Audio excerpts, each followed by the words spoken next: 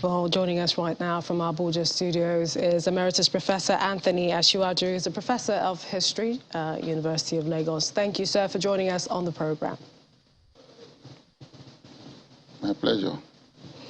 I'd like to begin with your thoughts on, what has been celebrated in Europe, VE Day, Europe Day, Victory Day, and this is also as it relates with Russia's invasion of Ukraine. I believe there are two different things. The celebration today is a celebration of victory of the Allied forces over the Axis forces in this Second World War, and that's why it is celebrated all over Europe. The Russian invasion of Ukraine is, to my mind, a different kettle of fish.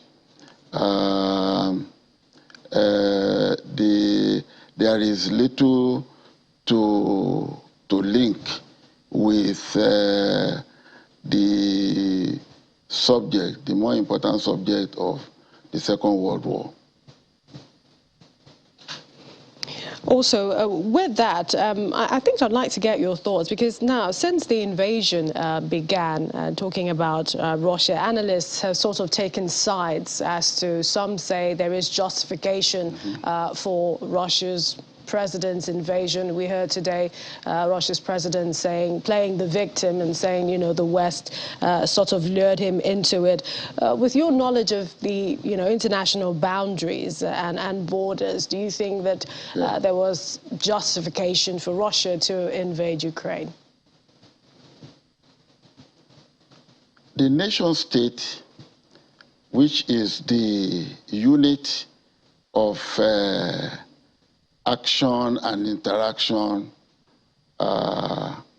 among states, among modern states, is inherently a territorial subject.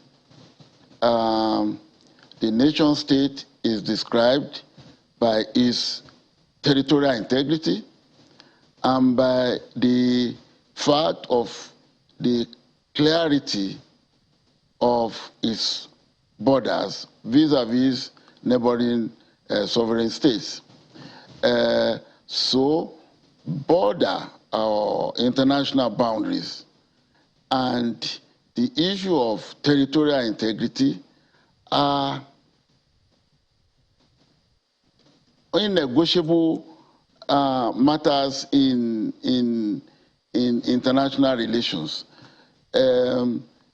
Accordingly, the invasion by Russia, the Russian invasion of Ukraine, cannot be justified in any way as it relates to the international law of territory and boundaries. It's by definition, the invasion is unprovoked. It's unprovoked.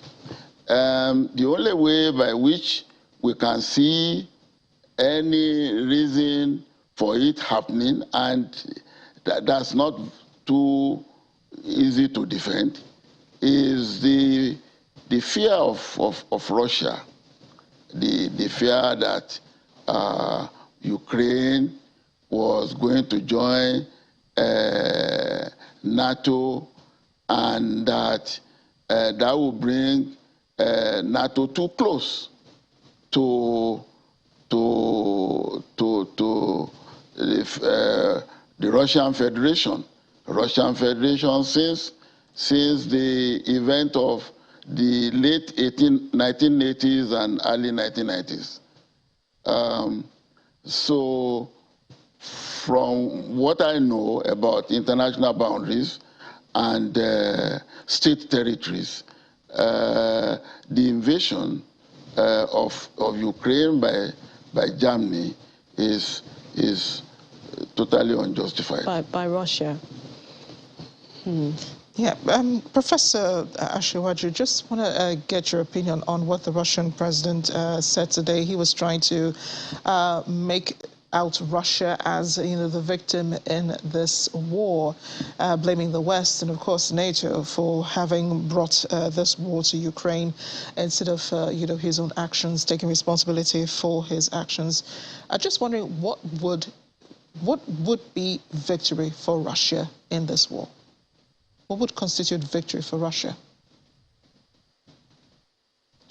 I mean, from what I've said, I do not see any basis for a claim of victory for Russia on this matter.